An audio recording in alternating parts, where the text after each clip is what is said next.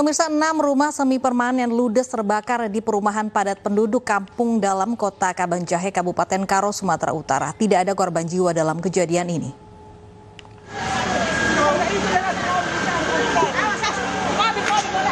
Petugas pemadam kebakaran langsung berjibaku memadamkan kobaran api yang membakar 6 rumah di Kampung Dalam, Kecamatan Kabanjahe, Kabupaten Karo, Sumatera Utara. 4 unit mobil pemadam kebakaran diterjunkan untuk memadamkan api. Api berasal dari sebuah rumah kosong milik warga yang ditinggalkan pemiliknya. Api kemudian dengan cepat menyambar rumah semi permanen yang ada di sekitarnya. Selain angin kencang, kondisi pemukiman padat penduduk juga membuat api cepat membesar dan sulit dipadamkan. Tidak ada korban jiwa dalam kejadian ini. Terima data kebakaran ada 6 rumah, tapi hangus, sebagian terbakar. Terbakar sebagian. Itu dugaan sementara? Dugaan sementara mungkin dari arus korsleting kayaknya, atau nanti mungkin ini masih dalam penyelidikan pihak berwajib. Diduga hilang kendali saat berkendara dengan kecepatan tinggi, sebuah sedan mewah menabrak separator bus Transjakarta. Akibatnya mobil rusak parah, sementara pengemudi dan 2 penumpang selamat.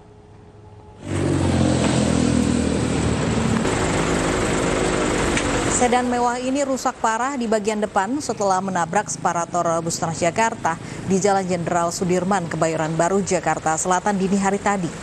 Diduga kecelakaan dipicu sopir yang kehilangan kendali saat melaju dengan kecepatan tinggi. Tidak ada korban jiwa dalam insiden ini karena sopir dan 2 penumpangnya hanya mengalami luka ringan.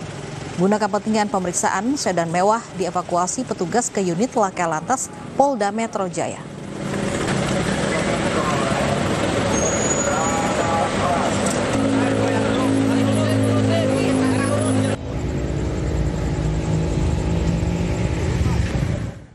Diduga sopir mengantuk, sebuah bus antar kota antar provinsi menabrak beton pilar JLNT di Kebayoran Lama, Jakarta Selatan, Selasa pagi.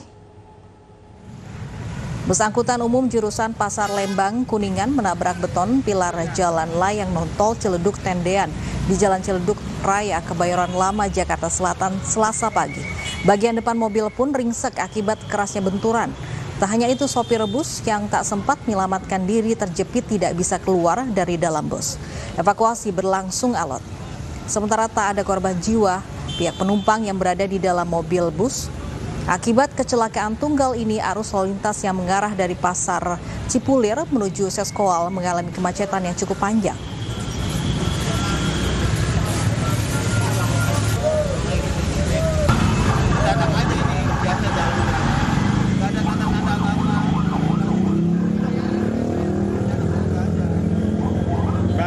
Pas tiba-tiba lagi jalan, itu kenceng apa enggak, Bang? Biasa aja. Polres Jombang, Jawa Timur melaksanakan gelar perkara terkait kecelakaan maut yang menewaskan Vanessa Angel dan suaminya. Setelah laka maut ini naik status dari tahap penyelidikan ke penyidikan. Kini polisi tengah menentukan siapa yang akan ditetapkan sebagai tersangka. Gelar perkara penanganan kasus kecelakaan yang menewaskan artis Vanessa Angel dan suaminya dilaksanakan di kantor Satlantas Polres Jombang, Jawa Timur. Gelar perkara dilaksanakan secara tertutup dengan diikuti oleh sejumlah kesatuan lain di Polres Jombang. Namun sayangnya hingga gelar perkara berakhir, polisi enggan membeberkan hasilnya. Polisi hanya menyebut gelar perkara dilaksanakan untuk menentukan siapa yang akan dinaikkan status hukumnya dan menjalani tahap penyidikan.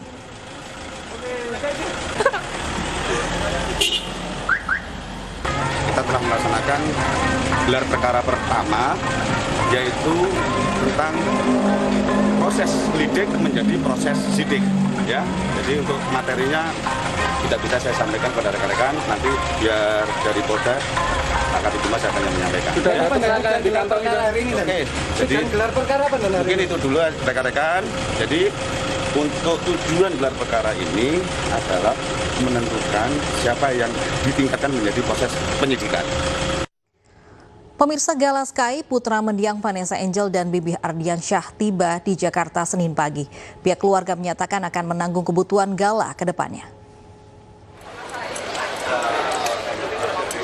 Kondisi Gala Sky, putra mendiang Vanessa Angel dan Bibi Ardiansyah saat tiba di Jakarta kemarin sudah mulai membaik. Namun karena memar di bagian matanya masih dibalut perban. Terdapat sobekan di bagian pelipis mata, namun sudah ditangani pihak rumah sakit. Saat ini Gala menjalani rawat jalan di Jakarta. Di sela-sela konferensi pers keluarga, berita yang beredar Gala Sky ingin diadopsi oleh teman-teman almarhumah Vanessa Angel, adik kandung Bibi Ardiansyah, membantahnya. Untuk saat ini, ia dan keluarga yang akan merawat dan membiayai kebutuhan Gala ke depannya. Saya tuh kan deket banget sama abang saya, sama Kak Vanessa juga, jadi hampir setiap hari saya kesini. Kalau lebih dekat lagi si Uti, jadi setiap pertama kali datang, dan dia juga udah tahu nama saya, manggil Ai. Saya sering gendong. Ya, sering gendong, dan si Uti juga dia kalau mau digendong cuma sama Uti, sama susternya gitu. Selebgram Rachel V-nya selesai menjalani pemeriksaan di Polda Metro Jaya kemarin siang. Rachel bersama pacar dan manajernya diperiksa sebagai tersangka kasus kabur dari karantina di Wisma Atlet.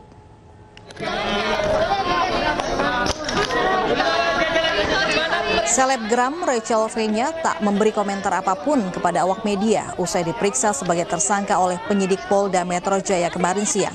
Rachel menjalani pemeriksaan sejak pukul 10.20, kemudian keluar dari gedung Direktorat Kriminal Umum Polda Metro Jaya pada pukul 14.20.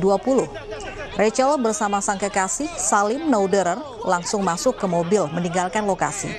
Selain Rachel dan kekasihnya, Polda Metro Jaya juga menetapkan manajernya Maulida serta satu orang protokoler Bandara Soekarno-Hatta berinisial OP sebagai tersangka.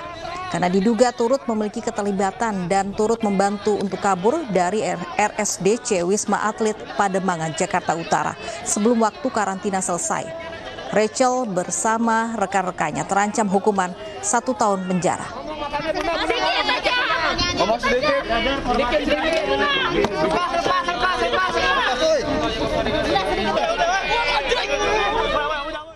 Seorang pria di Batang, Jawa Tengah diamankan warga setelah diduga melakukan pencabulan pada anak di bawah umur. Dari hasil penyelidikan sementara, diduga pelaku sudah kerap beraksi puluhan kali.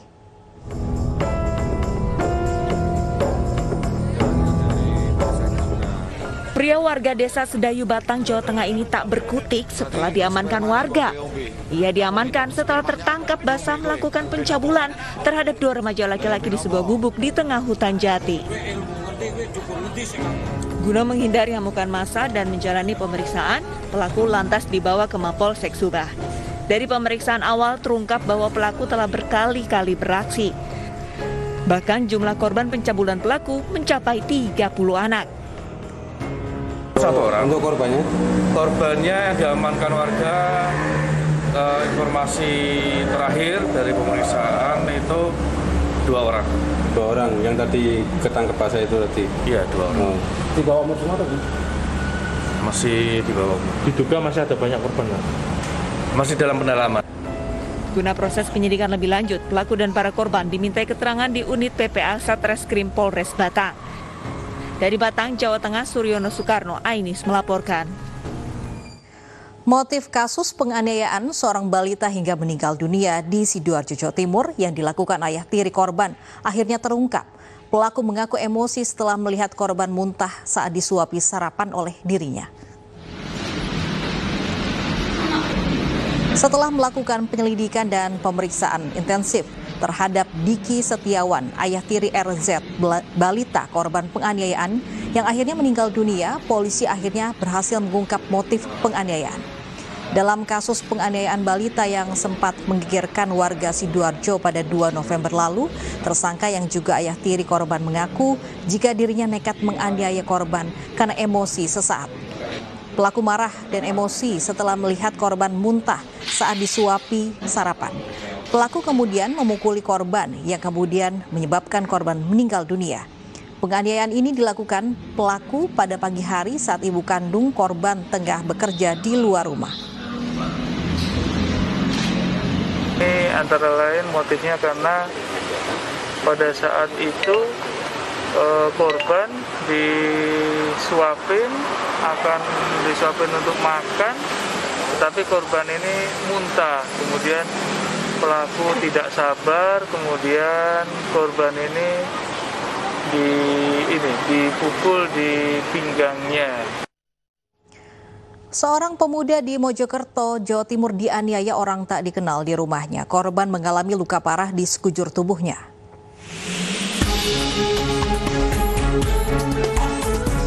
SE, 47 tahun, warga Kelurahan Pulau Rejo, Kecamatan Prajurit Kulon, Kota Mojokerto, harus mendapat perawatan di Rumah Sakit Dr. Wahidin Sudirohusodo karena mengalami luka parah di leher, dada, hingga tangan. Saat peristiwa penganiayaan terjadi, terdengar keributan di depan rumah korban. Korban yang diduga dianiaya oleh dua orang tidak dikenal ditemukan sudah tergeletak kemudian dilarikan ke rumah sakit. Taunya itu anak kecil-kecil itu teriak. Terus saya keluar. Tahu-taunya ada korban di itu. Di siapa itu Pak korbannya? Ya Pak Eko itu. Kondisinya bagaimana? Ya luka, langsung saya bawa ke rumah sakit. Luka saat ditemukan posisinya gimana? Terlumpur atau tengkurap? Lumah. Masih hidup Pak ya? Masih. Untuk motif dari kejadian masih kita dalami, masih kita lakukan analisa di TKP dan melakukan TP-TKP secara detail. Semoga segera bisa kita tangani dengan baik, tapi identitas pelaku sudah kita kantongi. Pelaku yang identitasnya diketahui kini dalam pengejaran polisi. Sementara kondisi korban yang tidak sadar karena pengaruh minuman keras usai peristiwa membuat polisi kesulitan meminta keterangan. Dari Mojokerto, Jawa Timur, Solahuddin, iNews melaporkan. Satu orang DPO kasus pembunuhan terhadap pengusaha rumah makan di Karawang menyerahkan diri ke polisi. Diduga masih ada dua pelaku lain yang terlibat dalam kasus ini.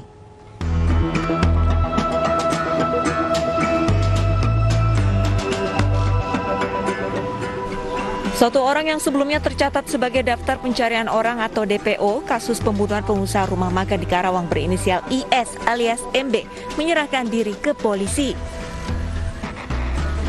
Namun saat ini IS masih berstatus sebagai saksi karena IS dinilai tidak terlibat langsung dalam aksi pembunuhan tersebut.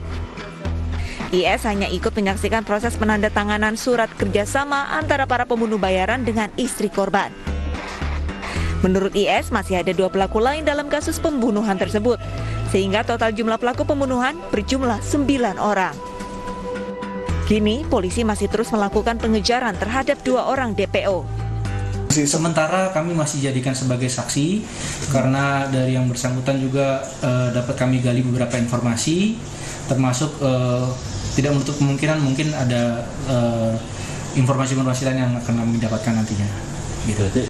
Pelaku ada 9 orang awalnya, kemudian dengan kami eliminir atas nama I atau MB ini, sementara statusnya sebagai saksi, kami masih melakukan pengejaran terhadap dua DPO lain. Sebelumnya, polisi berhasil mengungkap dan menangkap 6 pelaku pembunuhan terhadap pengusaha rumah makan bernama Khairul Amin, 54 tahun. Ironisnya, salah satu pelaku adalah istri korban berinisial NW yang juga menjadi otak pembunuhan tersebut. Dari Karawang, Jawa Barat, Muhammad Fahrudin, iNews melaporkan. Diduga hendak mencuri kabel, seorang pria ditemukan tewas di samping panel listrik PLN di Jalan Jatinegara Timur, Jakarta Timur. Di sekitar jenazah ditemukan perkakas, diantaranya tang dan gergaji.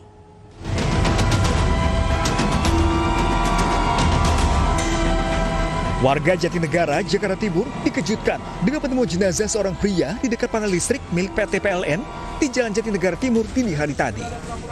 Diduga, pria tanpa identitas ini tewas akibat tersengat aliran listrik saat berupaya mencuri kabel. Dugaan ini diperkuat dengan temuan sejumlah alat perkakas di sekitar jenazah. Anak-anak ngeliat dari sono mau diintip, disangkanya mau maling. Gak taunya nggak ada pas 5 menit itu udah nggak bergerak lagi. Jadi anak-anak sebagian lari ke sono, udah gitu aja. Ada berapa orang tadi Pak yang di situ tadi? Satu orang. Anggota kepolisian yang tiba langsung mengolah TKP serta mengidentifikasi jenazah korban. Guna kepentingan penyidikan, jenazah dibawa ke Rumah Sakit Cipto Mangunkusumo untuk diotopsi. Dari Jakarta, Rio Manik, iNews melaporkan.